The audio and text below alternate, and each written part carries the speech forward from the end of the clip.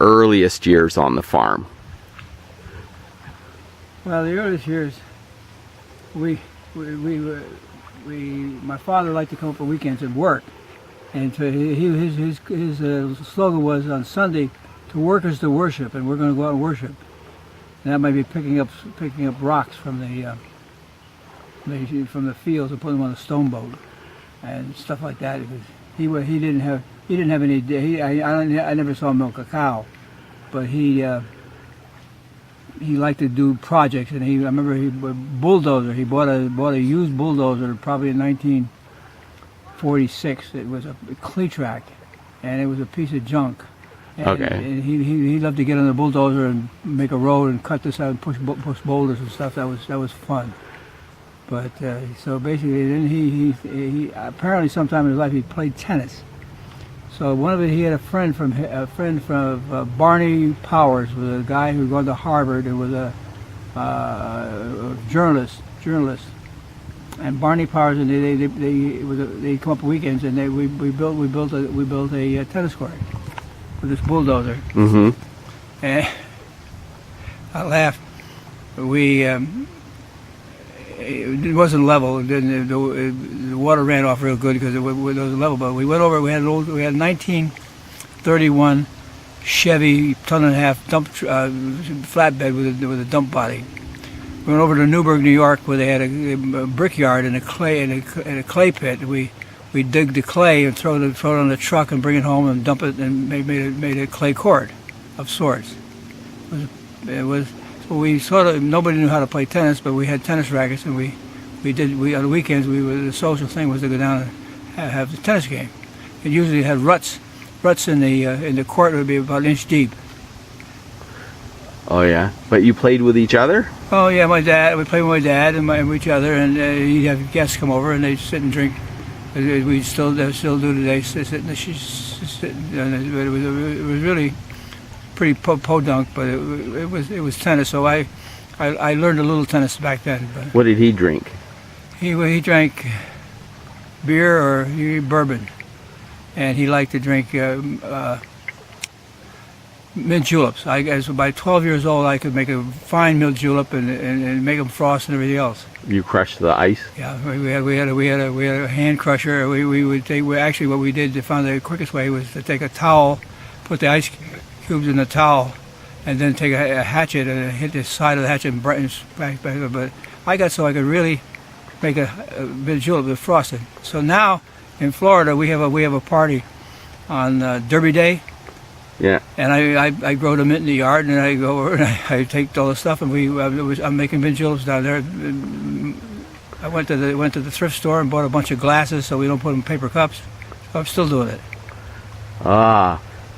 Are there any other things like that you do that our dad did that you think you're carrying on? Well, he liked horses. The weekends we had riding horses of sorts. They cost anywhere from $40 to $200, but they were horses that worked. But we had maybe 4 or 5 or 6 horses, and I remember we had saddles. And we had one mare that we bred, and I had a Pinto colt that we had, and so we would go riding. But I remember when I lived in New Jersey, somebody gave me a couple of horses out of the farm we had. So I had somebody come to put the horseshoes on. I said, "Holy shit, $24 a horse? I'm not going to pay that." So I could buy a shoe for $1 a piece. Mm-hmm. So I did my own shoeing. Oh, okay. Did your dad do the shoeing? Well, no, he didn't do the shoeing, but he knew a little bit about it because he'd been running a farm. We would take the shoes off or put them back on, but a good blacksmith knew a lot more than we did. But never killed a horse. Why do you think he moved his family from Staten Island to New York in the first place? The reason that he thought that it was good for boys to live on a farm, as he did.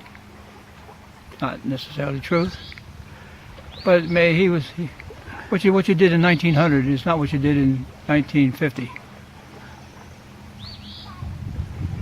Yeah. Society's changed a lot, more so now than then, but Yeah, and you know, I Well, how did it turn out for you? And you ended up having to work quite hard.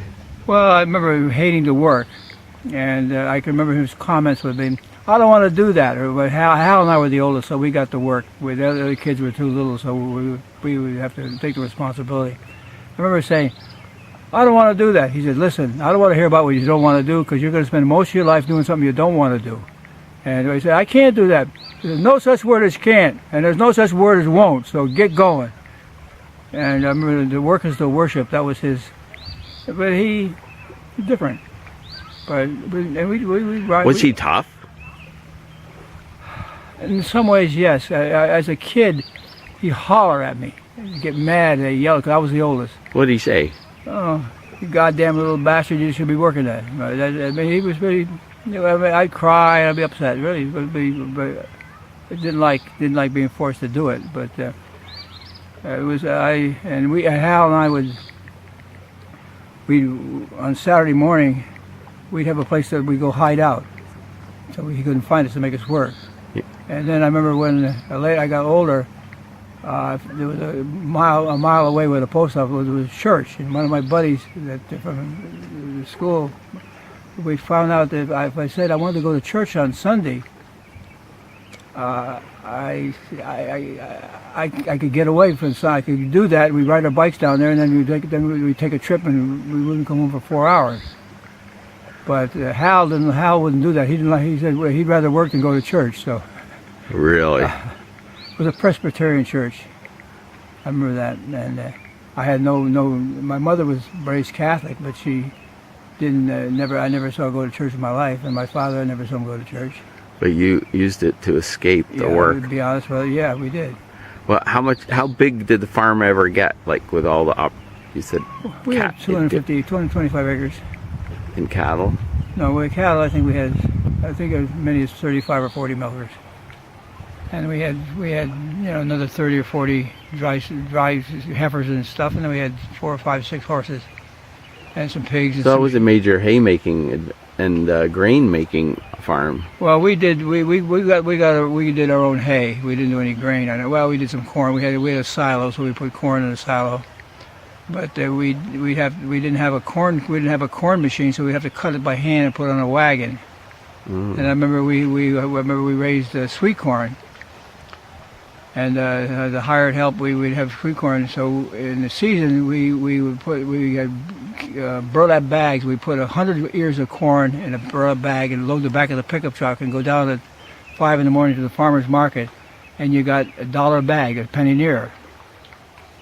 And that was supposed to be income. And, was Dad supervising any of this, or No. just told you what to do? Told us what to do. He didn't do that. We did it with the hired people, because they could drive. So no, he didn't. Be honest with you, no, he did not. He didn't go in the cow barn much. I don't think he ever milked a cow. I probably knew how, but he didn't do it. He thought we should work, but and we did. And I can remember being quite unhappy as a kid because I thought I was missing something. I didn't know what it was. But What do you think now? well, it was good. I'm not afraid to work. I can do work. I can do lots of things. I'm willing to challenge it, take any challenge on. However, I wasn't by that time after World War II. The good jobs were not labor-intensive jobs. They were usually brain power and use something else. Which getting an education would have been a good thing. Getting grades or studying. Never did that. High school was easy enough that I didn't really work very hard. I never learned to study. Nobody was getting prepared for college. So to take your kids and put them in a country like that would have been okay in 1900, but it shouldn't have been done in 1950, and it shouldn't be done now, because that's not what does it. Yeah, but pretty well everybody made a life and, and made a good living. So, yeah, but the question is,